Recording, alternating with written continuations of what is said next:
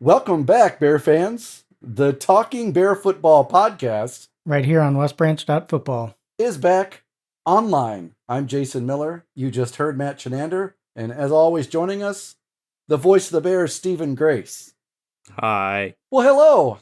How have y'all been in the last few months with no football since November? It's been rough because, I luck out that I get to just transition straight into wrestling, so that helps. So that gets me through March. But then you start getting in through that dry spell of, hey, I'm really ready for football season to get here. So I can't disagree with anything that Steven said. I mean, other than the wrestling part, because I don't watch wrestling, and He doesn't get it, Stephen. He just it's not against Steven, it's. If I say that excuses are for wusses, do I have to pay Spencer Lee since he has that trademark now? Facts. I love it. Well, Matt, I'm sure you have the countdown meter going. Maybe not physically on the website, but I think if my math is correct, as of this very moment, almost 26 hours to the minute, as it is right now. 26 days, sorry, to the minute. 26 hours. I got to get some work. You better get some work in. But 26 days from right now, we'll be playing high school football. That is odd to think how quickly things turn. I mean, there have been a lot of things happening with all kinds of sports. I mean, the basketball team, both teams had a very successful winter. The spring, the soccer team, both soccer teams did very well. The golf team won a state championship. Baseball and softball had a fun summer as well. And now all of a sudden, bang, here we are, 26 days from football, and we haven't even had a single practice yet. In the last few months, Matt, as you've posted some things on the website, and you and Steven got to talk a little bit earlier this spring about the schedule coming up. I'm going to defer over to you on that one a little bit. Yeah, kind of one of the biggest things that we've had happen since Steven and I did that last episode, which was right after districts were announced, I think. So we knew a good portion of the schedule, but we didn't know those remaining first 3 weeks of the season. And of course, now we do. So August 27th, the season will kick off at Lisbon, back up there for the first time. And we were just talking about this before the show. Probably 4 years, 5 years? 7 years. 7 years. 7? Oh my goodness. 7. This is the 7th year of the Bearcast, boys. And so, Stephen, if it's the 7th year of the Bearcast, what significance would that hold with Lisbon? With going to Lisbon?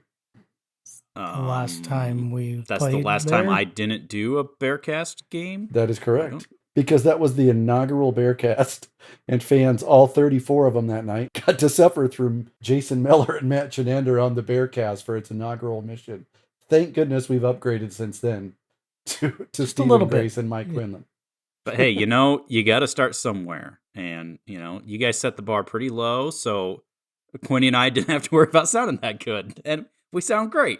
We've gone from about 30 listeners that night to we've been over nights where we've had near 1,000 or over 1,000. Mm-hmm. So, times have changed. And I think, again, like Matt said, with the team that we've put together, that has come together, it's a good product and something that the community can be proud of and look forward to. So looking forward to going to Lisbon with the Stephen Grace and Mike Quinlan version of the program. So then the next week, the home opener against Columbus Catholic, they're from Waterloo. And then I believe the alumni band will be playing at halftime. So that'll be a fun one to see and listen to. And then, the third and final non-district game is going to be September 10th. Headed back up to Delhi to play Makokata Valley. So this one's already scheduled now in advance, so that's good. And then, the rest of the schedule, as Stephen and I kind of talked about a few months ago, home against L&M, that'll be Veterans Appreciation Night, 24th of September at Mediapolis. So potentially, I'm not going to put any bulletin board things out there, but maybe some revenge. We, make up for losing to them close game in the playoffs last year. October 1st, home against Durant. That'll be homecoming. October 8th at Regina. That long drive over there. Charter a bus for that night. Yeah. Yes. Let's get the money going for that now. Get a plane for that one. Yeah. Yeah. Larry Lynch can throw, a few trips from back and forth, Right. And then finally, not finally, I mean, it'll be here before we know it, but October 15th at home against Wilton, that'll be senior night. And so that'll close out the regular season. Hopefully we'll have more beyond that, but first things first, Lisbon. It's been a few years since we played them. They're now down in Class A. What are you guys thinking that we're going to be seeing from the Lions there? And, kind of what are we thinking that hoping to see from West Branch that night? Up and down our schedule, there's quite a few teams that lost several key pieces from last year, but they also have several key pieces that are coming back. So I think that's going to be very interesting to see, because that's exactly how I see us being. We lost several key players from last year's team. We've got several key players there. It's just kind of, how are all of these teams going to mesh together? And not to do, a very generic look at it, but I mean, it feels like this entire schedule is going to be, how do all these pieces fall into place and figure out, how are we going to play together? How are we going to come off of the year that was 2020 and everything that was the craziness around that and the scheduling? And I mean, we played one home game, you had games canceled, this, that, and the other thing. So I think that'll be really key, is to see how all of those pieces come come together. God, I can't talk to it. It's been out of practice of doing this for a while. But and I think for us too, I mean, we've got a really small senior class, so we're going to have a lot of young people out there. So how are they able to step on there for that first chance on a Friday night light potentially and be able to perform when that first whistle sounds? They're going to be one of the tougher teams West Branch sees this year. You hit the nail on the head when you're saying each team, it's the normal. They lose a few key players, but a team that's going to be very, very difficult on the field to stop this year is Lisbon. Last year, 7-3, lost their playoff game, as it were, because the playoffs didn't begin until you got to the final 8 teams, or was it the 16? I don't know. Everybody got in, and in the first 2 rounds didn't officially count. Well, they got through their first 2 rounds and then lost 15-8 to Wapsie Valley to end their season. They lose, and with going back to that point that Steven made, a couple key players. Of every statistical guy that contributed to the Lions, they had 8 kids rush for over 100 yards, as my memory serves. Their top 2 rushers, or 2 of their top 3 rushers, I should say, were seniors. Devin Decius, I think it might be how that's pronounced, and I believe the other one's Cole Clark, who's also their leading receiver, which you only complete 31 passes in 10 games. Passing wasn't something they were going for, guys. But about 3,700 total yards, 3,150 of them were on the ground. They aren't going to hide their hand. They lay all the cards on the table and say, "Come stop us." And not many teams did, as they ran to the tune of 7 yards per carry. 10 games and had 37 rushing touchdowns. So again, they're going to lay their cards on the table and hope you stop them. And they were very young. Their offensive line returns. 6 of their top rushers return. Both of the quarterbacks that completed 15 passes, they were 31 of 58. Now that I've pulled it up, that's basically Gavin Hirschman against Cascade in one game. They did that. That's all they threw for the season. So again, it's no secret. They're going to ground and pound and hope you stop them. If they're getting 7 yards a pop, guys, that's again this year. They are going to be a very, very difficult opponent to get a handle of. Home for the first time the next week on Friday, September 3rd, against Columbus Catholic, who is coming out of Waterloo. Now, Jason, I'm sure you know this, or will pretend to know this. I assume, is this the first time we're playing Columbus Catholic? I don't have to pretend. It is 100% the first time we played them. Yeah, so that'll be kind of a fun storyline to first time playing that school in the history of our programs, and obviously in their program too. First home game in the season, which, after only having 2 of those last year, that'll be nice to see the Little Rose Bowl again. And, for the first of, hopefully four times, if not more, for the 2021 season. So, with Columbus, the Sailors, which is an awesome mascot name, by the way. Yeah. Yes. Coming down from Waterloo, what type of stuff have you guys seen? Have both of you seen from them so far? Steven, go ahead. Just looking back at some of their stuff, I was able to remember where my notes were. I mean, old age is catching up to me, but 8-2 last year. They lost in the quarterfinals, and they're a very talented team as well. They lost by a field goal to Sigourney Kyoto, 35-32. And we know that was a pretty good Sigourney Kyoto team. We were worried about potentially facing them. They actually beat Mediapolis in the round after Meepo knocked us out, ended our season last year, 32-20. And yeah, there again, they've got some pretty good athletes that do a lot of good things. Quarterback threw for almost just under 1,400 yards. He had 16 touchdowns, 3 interceptions. He's also the leading returning rusher. And they've got a receiver that had, just 22 yards per catch that's coming back at the same time. That's 6'1", 180 pounds. So some good athletes there. And once again, I mean, to kind of generalize, but you see all of these programs that are on this schedule, and a lot of them have that program in place that even though they do lose those pieces, they've got kids coming up, they've got the system in place. And so, the places where they did maybe graduate some key pieces, they're going to be able to plug some more guys in and be ready to go. And that's going to be a fun one to start things off. It's going to be another tough one too. And I think when the schedule came out, obviously I wasn't with you guys on the, talking about the schedule podcast this spring, but I told Matt, and maybe I told you too, Stephen, that to me, the toughest team that West Branch will have on the schedule this year is going to be Waterloo Columbus. Waterloo Columbus was within a heartbeat of playing for the Class 1A state title, or playing at the Unidome last year for a chance to get to be in the semis and then possibly play in the quarterfinal, the championship game. And they return basically everybody from the 2020 team. But you talked about their quarterback, Carter Gallagher. Yeah, leading rusher, also threw for about 2,000 yards. Caden Hartz, Josh Hine returned, some of the leading receivers. But a guy you got to watch out for, I think that might make his name known this year, was a defensive starter last year for them as a freshman, and one of their leading tacklers as far as quarterback sacks is Mason Knipp. Stephen made the point of guys are coming up. Well, he started as a freshman, and he's only gotten bigger. And I only know this because his uncle is my first cousin.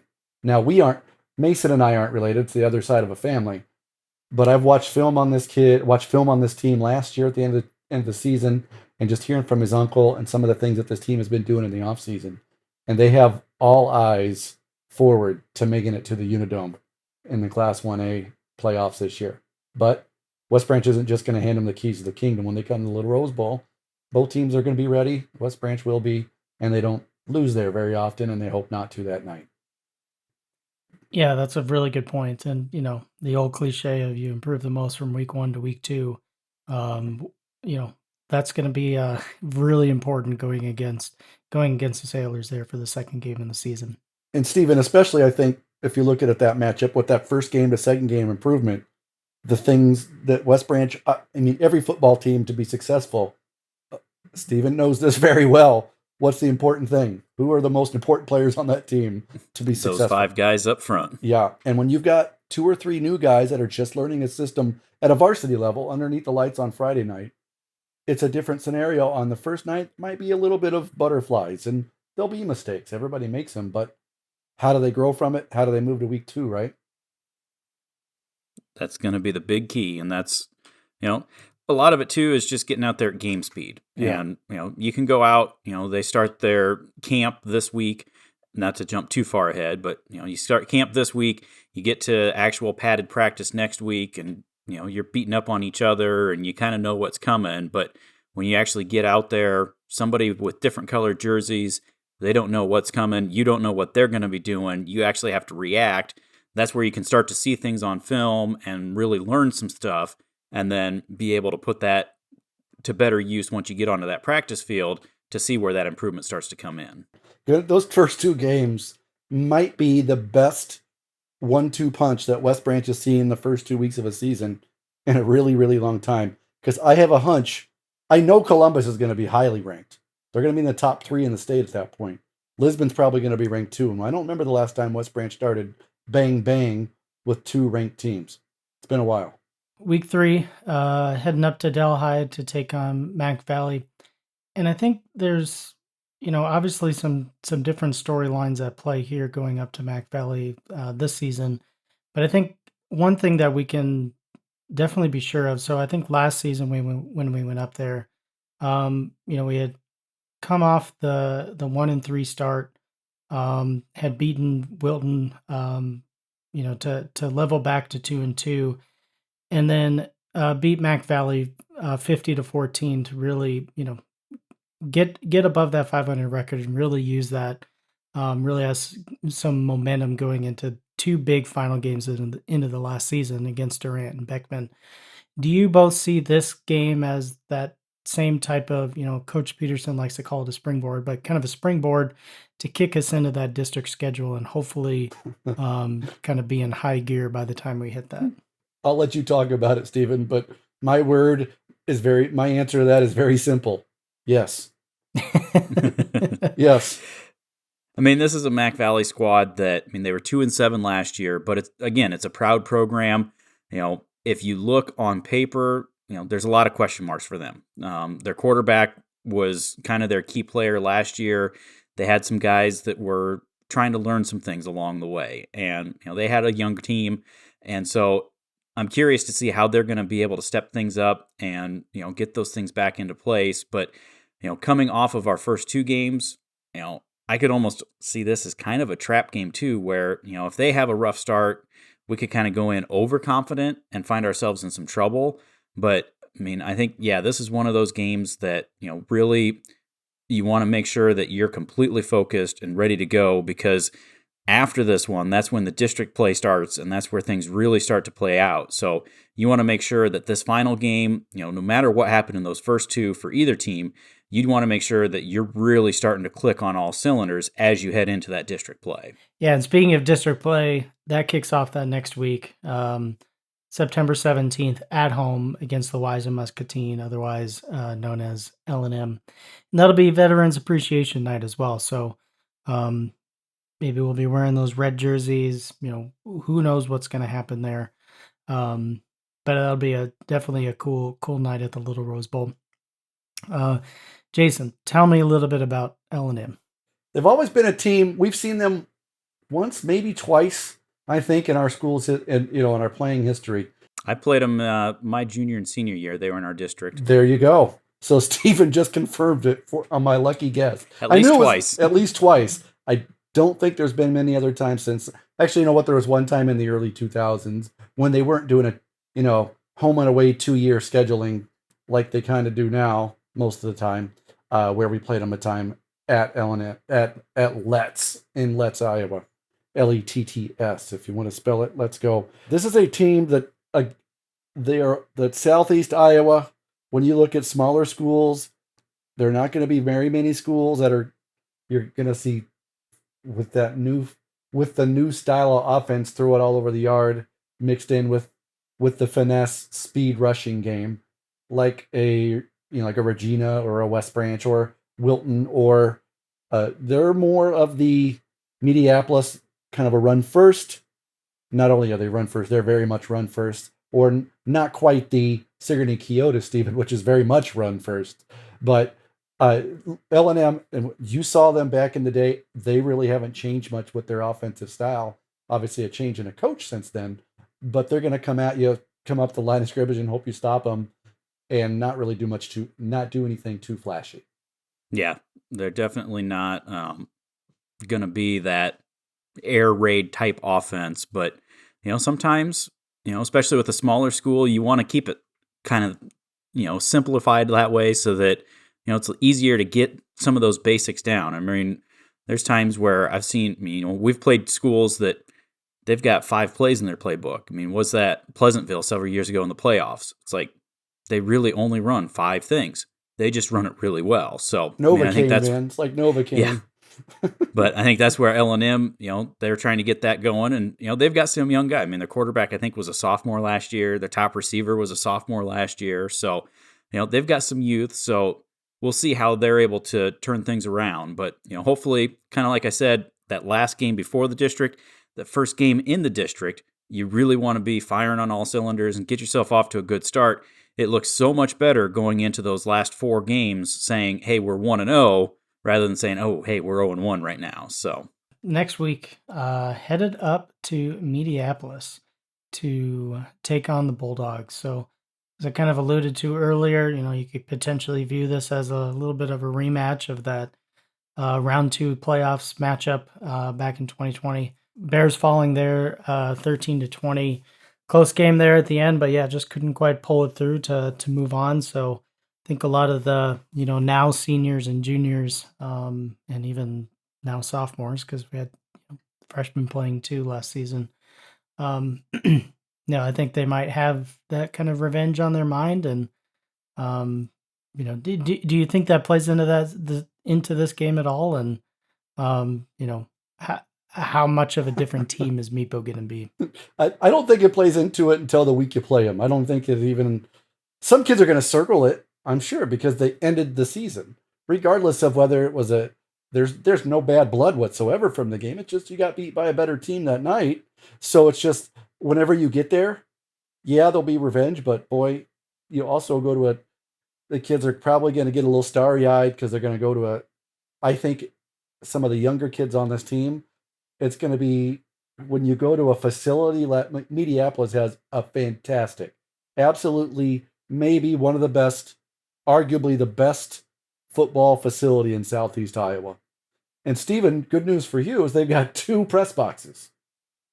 So the visiting team has its own press box. Nice. With nobody else bothering them, I believe, when I've taken the tour there. But they've got the field turf. They've got really, really nice facilities, but more importantly, they got a really nice football team that I think, as we probably could say with full confidence, a lot of their success is going to be hinged upon the strong legs and running ability of Anthony Isley, who will be just a junior this year. West Branch fans saw him run to the tune of about 290 yards on them, to the Bear football team last year in the playoffs, Stephen.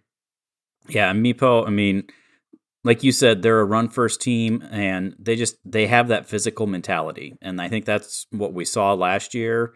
Maybe surprised us a little bit early on, and then we just weren't able to overcome a couple of things as that game went on, namely Isley being able to run very well.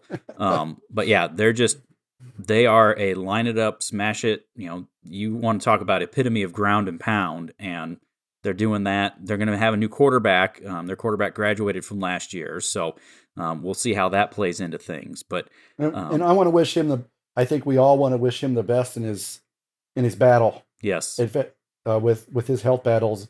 To be a young kid that's being diagnosed with that word, at any age it's rough. But to be 17 years old and have it happen, wish the best to that kid in all things, and seems to be a strong athlete on the field, probably a stronger person that's going to beat whatever he's dealing with off the field. So best wishes to him and his family. Yeah, absolutely. So sending that on. One other thing, Jason, that I remember when they were up there last year, Yep. Some weird name, Miller. Yeah, what was that? I knew you were going to this kid. Drew Miller was a freshman kicker last year, and we watched him hit a 65-yard field goal in warmups. Now, granted, that's no rush, and you got time to line it up and everything.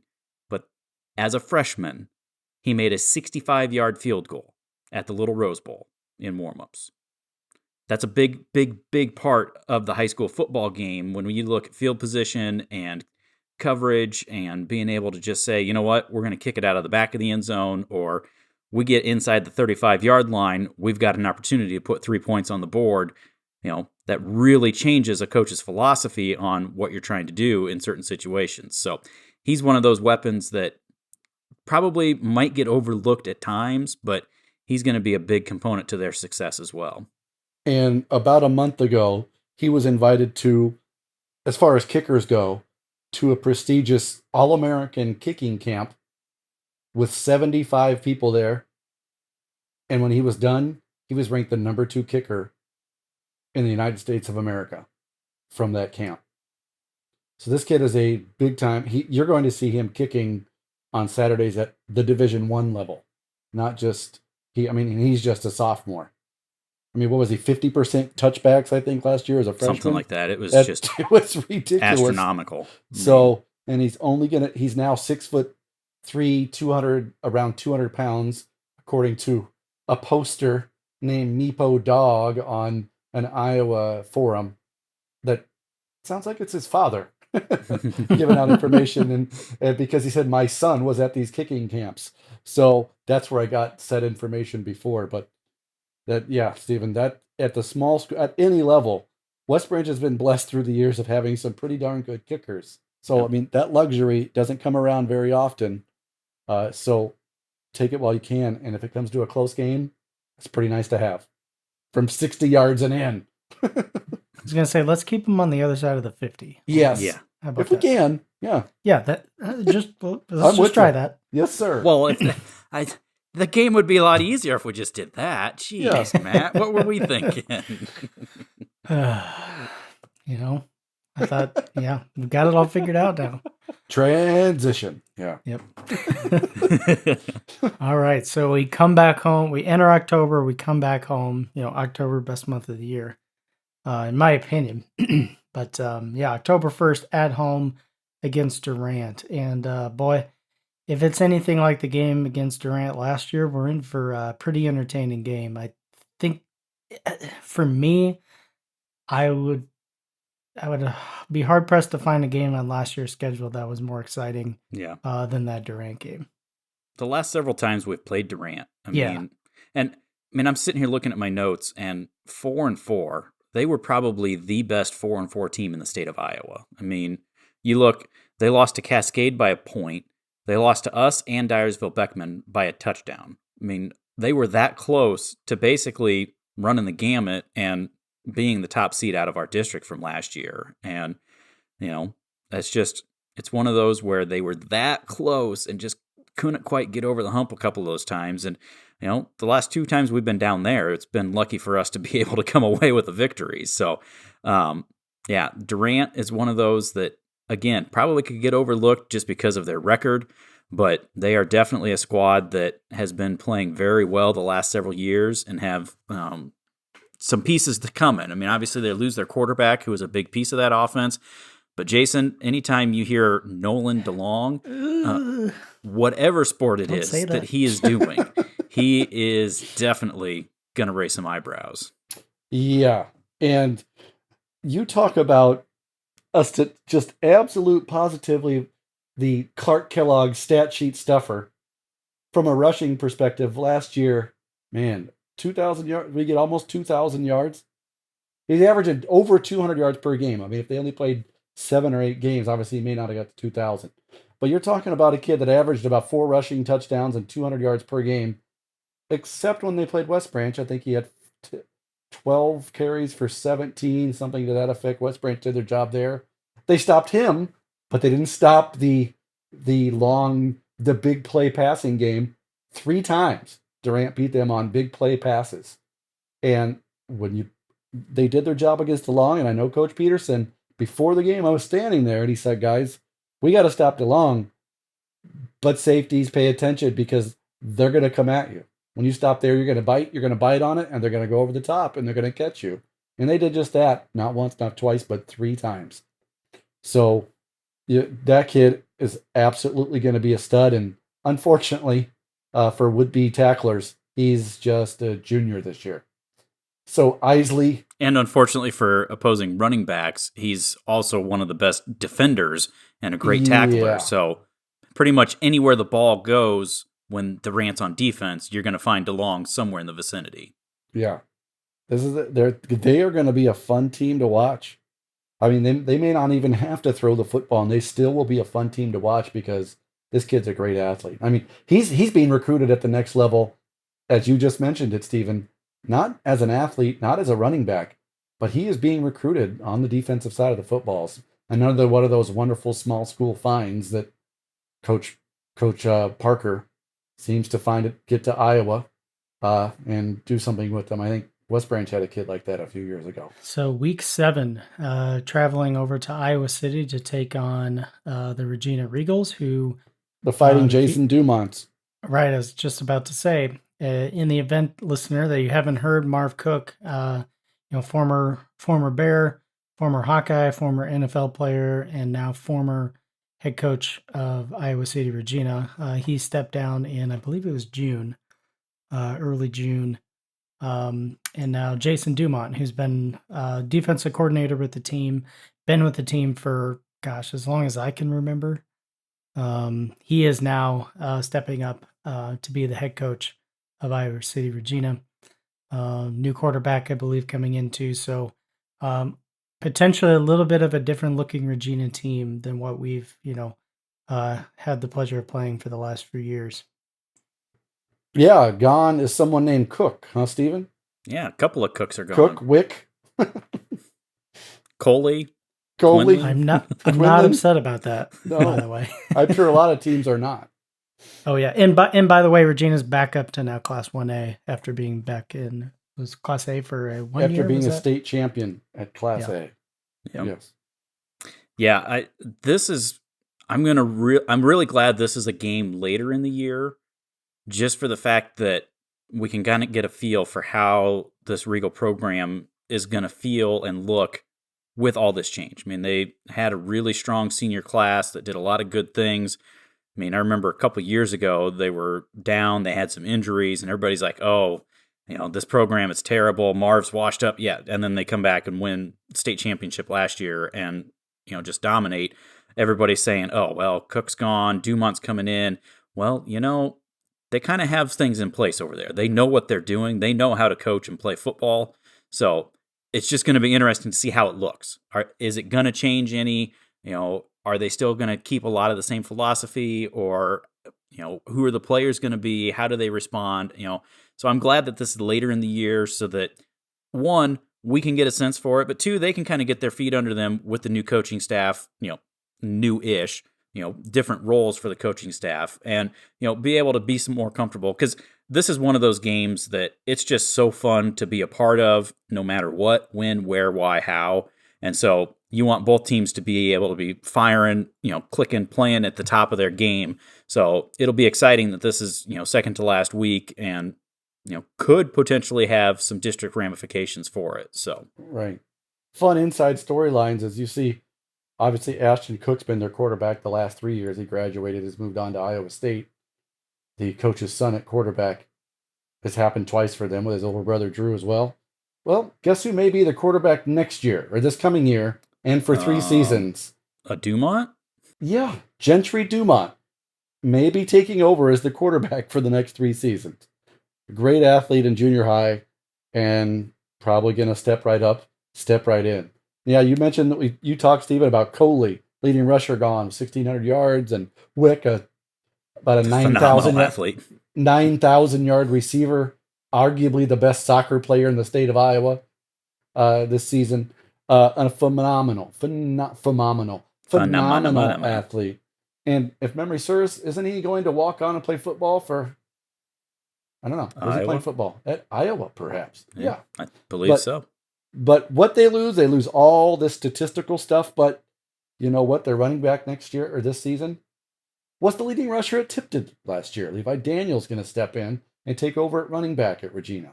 They always find a way. They graduate kids, but they have what will be called a program where they find kids, buy into the system, they buy into the weight training program. They just know winning tradition, and they don't want that to stop with them. So they'll find a way, specifically when you've got 4 or 5, depending how you look at it, with an injury, starting offensive lineman back. And Stephen, what's the most important thing for a successful football team? Those 5 guys up front. And they return them all.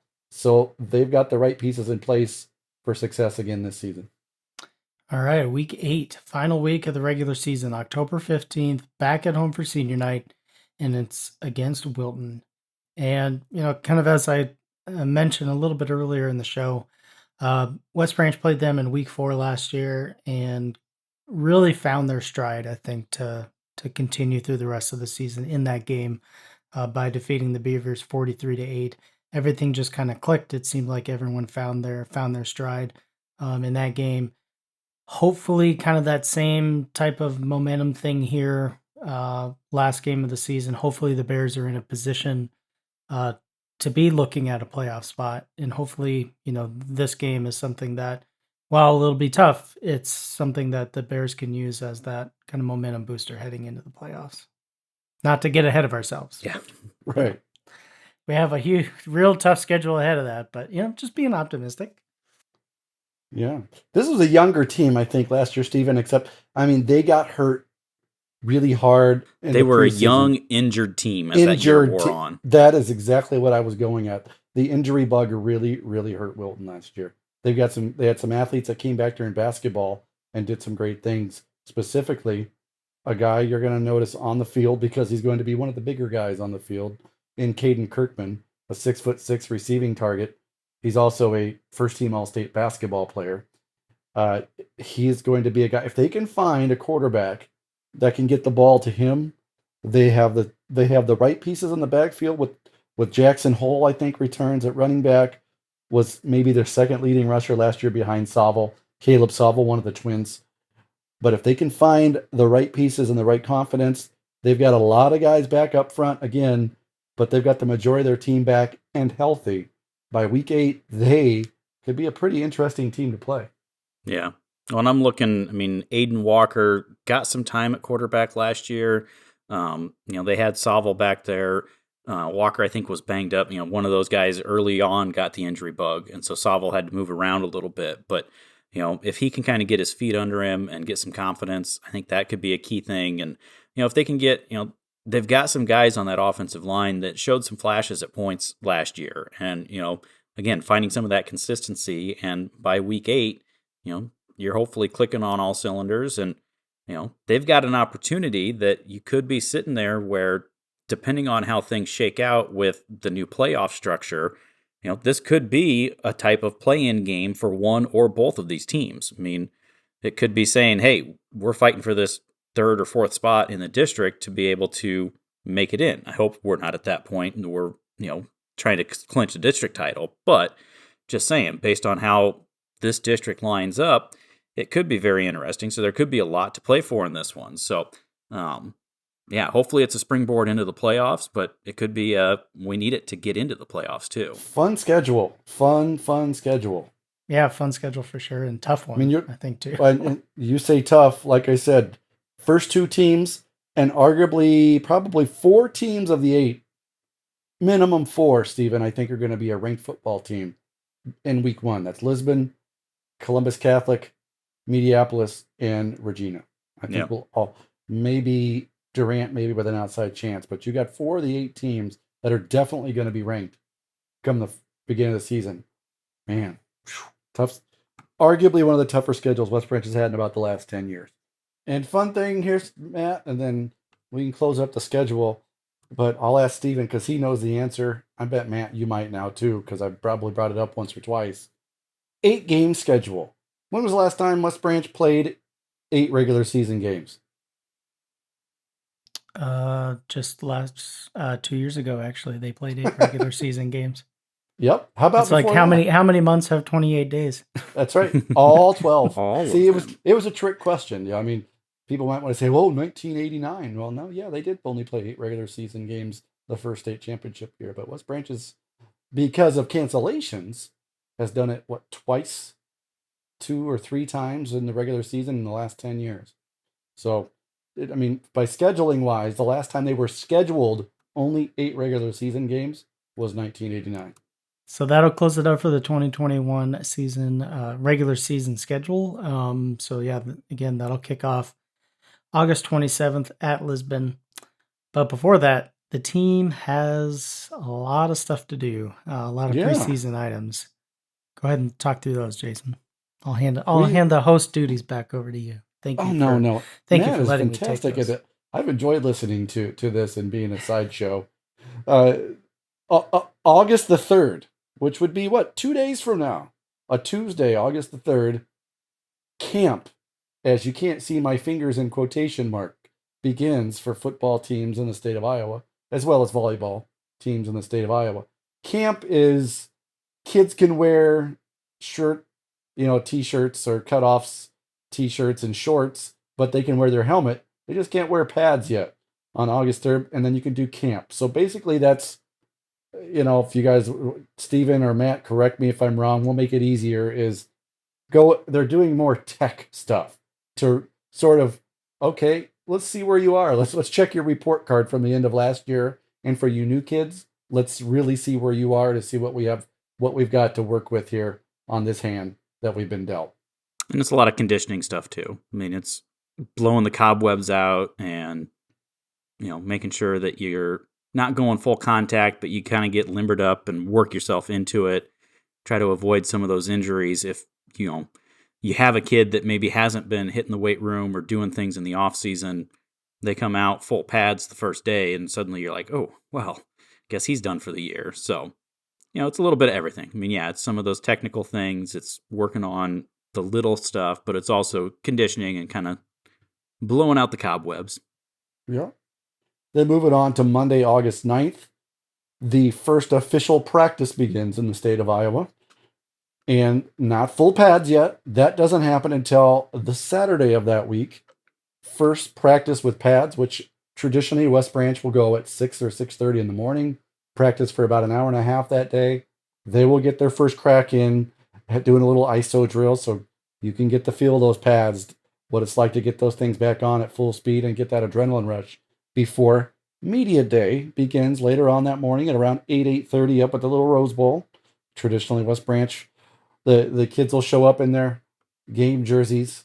We'll have the opportunity to interview every player that we want to interview, all the coaches except Tyler Bailey will also be interviewed that day. He got his one in last year, and that's going to cost Steven steak sandwiches, I think, until 2025. Is that correct, Matt? I'd have to go back and listen to the quote unquote tape, but I knew there 5 was some seasons time worth? period on there. I'm Yeah. sure Steven doesn't want to contribute to this conversation at all. I'm thinking that tape got lost somewhere. Yeah, I don't know if we did a post-game interview that night. I think Jerry Flagel was too busy enjoying the food, working the concession stand really well because they were doing dollar dogs after the game. So Jerry was busy. But media table, it's nice. You get the opportunity to talk to kids, talk to the coaches, kind of feel their pulse a little bit from what's been happening in camp up to that point, and just to get an idea of how they feel going into week one a couple weeks later. 5 days later, on August the 19th, Thursday this year, is meet the teams at the Little Rose Bowl. There won't be any scrimmages. It's just come and all the kids and coaches of all the fall activities will introduce themselves, including the football, volleyball, cross country, probably the band. You'll probably get to meet Super Bear. I mean, that's what we're all there for on August the 19th, which leads into Friday the 20th, a scrimmage at Tipton this year. That'll be fun. The last few years you've had scrimmages against Mount Vernon, and it's just been a fun night. It's fun to kind of get the feel of, it's not a full all out, hey, we scored more points than you, we win, but it's real. You don't have to go against your best friend on the other side of the line anymore, Stephen. So just to get a scrimmage to get those sort of work some kinks out. Well, and it's really that first opportunity to play against a full other team. Especially with these in smaller schools, you typically barely have enough players to field an 11-on-11. So this is a really good opportunity to go, your ones against their ones, your twos against their twos, and really get that game type situations, and get those kind of, worked out and in your mind, and go through the motions to get ready. And specifically when you're trying to work a new quarterback into a system, of getting that feeling under the lights for all these kids, not just at quarterback, but 2 or 3 new linemen, a couple new skill position players. Actually, the skill position players pretty much all return for West Branch, that is going to be a strength. Not only that, the defense returns a majority of their guys that took snaps last year. But they get that first Friday night under the lights, be it a scrimmage where there's no scoreboard, other than the clock running. It's just a nice feeling to get back into that swing of, yes, Friday Night Lights. I love it. And then officially, August the 27th, as Matt already started off, introduced the schedule, and Stephen and I botched it as best as we could talking about these games. But at Lisbon, August 27th, it all begins at around 5 p.m. with the JV the fresh No. off taking the kickoff, right? Oh, they play the night before, That's the right. 26th. So they'll kick the season off officially the night before. On the 26th will be West Branch fresh off against Lisbon. But the 27th, the varsity football Bears will open their 21 campaign at a team we've already talked about, giving some names and some feelings about how Lisbon's going to be, Stephen, is, man, it's going to be a good football team. But I just am so excited to see what this season holds with a new quarterback. A kid that played last year, got a lot of snaps as a sophomore. Now he's an athlete. And what's that old adage? If you can get the ball in the hands of your best athlete, you do it. And he's one of their best athletes at quarterback this year. Yeah, definitely. I mean, like I said earlier, I mean, it's a small senior class, and all 7 of those guys are going to be huge contributors to this program and to how far this team goes this year. Don't get me wrong there. But it's going to be fun too, because you are going to see so many of these other younger guys that are building the groundwork for the next 2 or 3 years beyond as well. So, a new quarterback that's going to be a junior. So we've got a couple of years. So yeah, there might be some growing pains in the first 2 weeks, especially against a couple of really good teams. But, he's going to grow. He's going to get better. And by the time we get to the end of this year and then look ahead to next year, not to get the cart too far ahead of the horse, but, that's fun. You're going to see some of these other linemen, some of these receivers, some of these backs that, maybe wouldn't have got a chance if there was a huge senior class, but they're going to be called upon. And so that's where I'm really looking forward to this year, is seeing how these young guys develop and how they respond when they're called upon, whether it's from week 1 or whether they work their way up throughout the season and get their call later in the year. But yeah, it'll be exciting how this season shapes up. Anyone want to mention that quarterback's name, just in the event that anybody that's listening was curious? Go ahead, Stephen. Carver Belk. That's correct. Thank you. He's got a brother named Kinnick, I wonder how they Yeah. got their names. I don't know. No idea. Pull them out of a hat. Yeah. But Matt, since you didn't, we're talking about Lisbon and about the excitement of getting to the week of the first game here. We gave a little bit of our preview and, and maybe we'll talk about how we feel the season, some chances, some things happening coming up. But you didn't really get to say what you feel about the excitement of the season and some of the things you're looking forward to. Yeah, I think I'm just ready for hopefully things to be back to normal.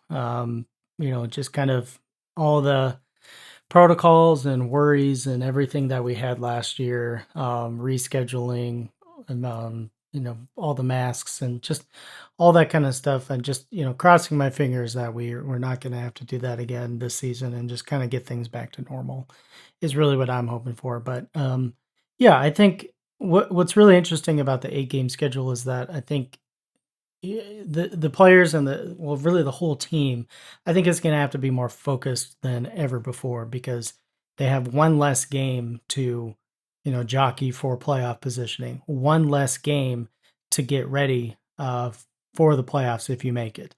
They're just going to have to be more focused, and especially with the schedule, as we've talked about, so many tough teams, and right out of the gate with the first. Like just all the games, but really just, talking about week 1 at this point, right out of the gate, they're going to have to, they're going to have to be on their game and carry that in, hopefully for 7 straight weeks after that.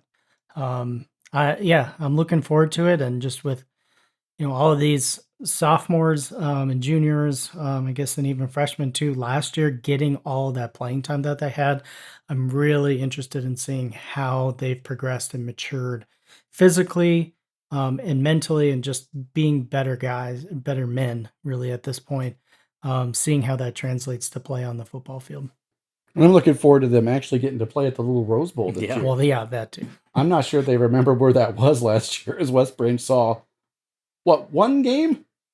2 games counting the playoffs at the little Rose Bowl last year? That was but to be able to play last year was fine. To be able to get all those games in, I think, was the most important thing, with everything going on. Matt mentioned the pandemic, and we'd be remiss if it wasn't still in the vernacular of all of us, that just getting back and getting that old feeling again down at the Little Rose Bowl more than once or twice. So you get a little feel that you get the fans of your home field, that the whole town shuts down to come watch you on a Friday night. Kind of tough for them to do that on the road, although they get the privilege of listening to the voice of the Bears, Stephen Grace, and Mike Quinlan, and the coach, Jared Tiley, on the sidelines this year, joining us for interviews. So that should be fun. But coming up in the next few weeks, like we said, 26 days until the season opener. That's going to go by very, very quickly. The next episode, we'll do it right after Media Day, so look for that to come out on the 14th or 15th of August. However quickly old Neo Matt can get, the Matrix can get that out onto the World Wide Web, and how quickly Matt and Steven and I really feel like recording one with them. Matt might just go at it alone for that one. We'll put that out to recap our interviews and recap Media Day, and just give, you'll hear the kids and you'll hear the coaches give their feelings up to that point and their feelings of leading into week one, because you don't want to look past week one when you're interviewing early on. You want to talk about, we got goals, we want to make the playoffs, but we also don't want to look past the Lisbon Lions, which leads me to the week of our first game, which will be somewhere on or about the 21st, 22nd, 23rd of August, somewhere in that vicinity. We'll all come back together. Maybe we'll ask Jared Tiley and Mike Quinlan to join us to kind of discuss that first week and get their ideas for the season too, guys. If you're going to ask Mike Quinlan to be on this podcast, Yeah, we're going to have to set up at the Little Rose Bowl with our microphones, because there's no way he'll figure out the technology. He'll carry a bag for us, and then he walks away because he is not very technological savvy. Well, on that note, maybe we could just set it up at, I don't know, there's a business in town. I might go knock on their door and see if they'll host us. I'll have to ask his wife, Hoover House, because yes, the Hoover House. She seems like she's the kind one of the couple. Pretty much, yeah. Yes, that story checks out. So, guys, we've talked to schedule, a few notes, Matt. I know you had here listed. If you want to talk about those now, go right ahead. Just wanted to mention just kind of some, I guess. So for Drake Berry, he has just in the last few weeks received a couple offers to play at the college level. And so those have, previously or earlier this year, he got an offer from Grandview University. But just within the last 2 weeks or so, he's received two other offers, one from Upper Iowa University, and then just as of, I think, Friday, maybe it was, University of Sioux Falls. So it's really good offers there for Drake. I know they're going to keep coming in, but it's a good feeling for him, and I think some good confidence going into a senior season that he's got the attention of some college programs. And he's a 3-year starter. Well, this will be his 3rd year as starter, so he's got a lot better each year, and he's got bigger each year in a good way, I think, on and off the field, to improve his game. I think before we get to our wrap up and my favorite portion of the show at the end of it, because nobody wants to hear my voice any longer. Well, they don't want to hear my voice any longer. So I feel for the fans that are listening. But in the off season, we've talked about some of the good things that are happening. The kids with 7-on-7. We didn't mention that. They've been doing a lot of that over the summer. Drake Berry getting some nice accolades, attending a lot of camps. A lot of the other kids doing the same. But I think within the last couple of weeks, small towns feel pain and feel things a little bit more than large school communities, I think, because you're just more close-knit. You're all part of as Coach Peterson calls it, a family. And the West Branch football family lost one of their own a couple of weeks ago, Stephen. Yeah, condolences going out to Coach Jason Peterson. His son Dalen, former starter for the Bears for several years, passed away unexpectedly a few weeks ago, and really hit a lot of the entire program, the entire town hard. I played with Jason, grew up with him. His dad, Tom, was one of my coaches, and I've got to know Dalen over the years, especially Dakota Kaleberg was in that class, so I knew that a lot of those kids being so close to Dakota's dad, and just really hard to see somebody go so young. And definitely send our condolences to the entire family and know that the Bears are definitely feeling that loss and are right there for Jason and Tamia and the rest of the family, offering any support that they need as they mourn that loss of Dalen way too early.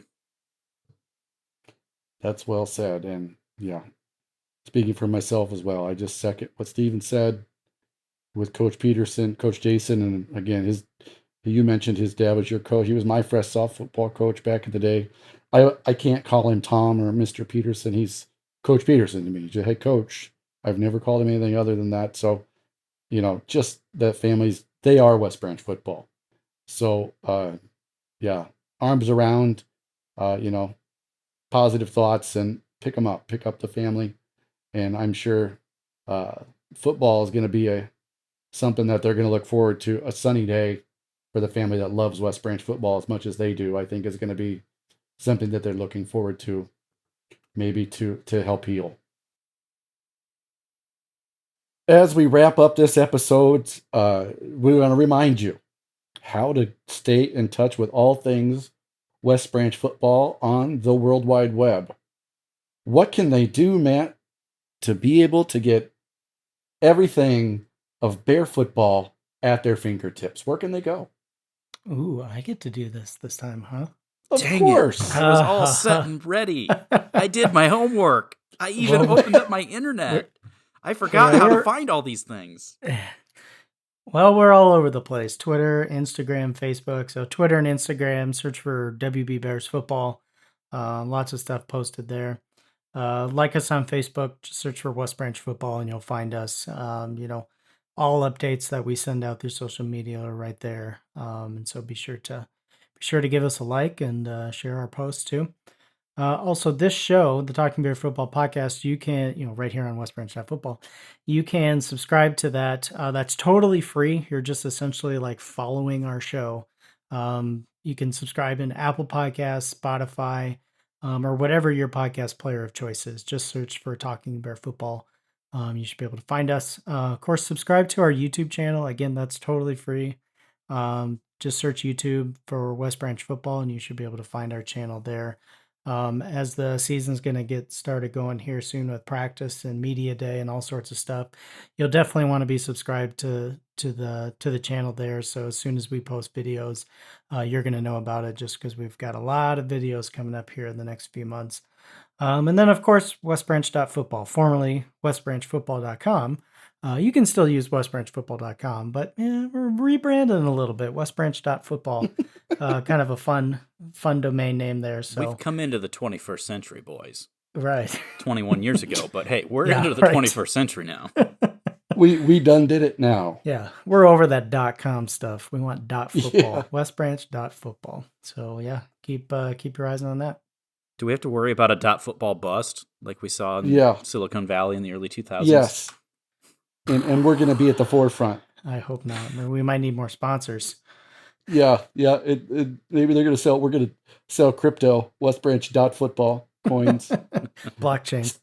Before I close up the show, Stephen, Matt mentioned earlier in the schedule an alumni band night. How about alumni football with Stephen Grace as the center again? Hey, bring it on as long as I don't have to bend over because, man, these knees. I'm just going to leave it at that. It's just not going to happen. You know that conditioning that the players are doing this coming week? I should go join them. I'll just say that. And I won't make it through. Yeah. Well, on that note, Stephen, Matt, I'm Jason, and you've been listening to the Talking Bear Football Podcast. Right here on westbranch.football. Take care, everyone.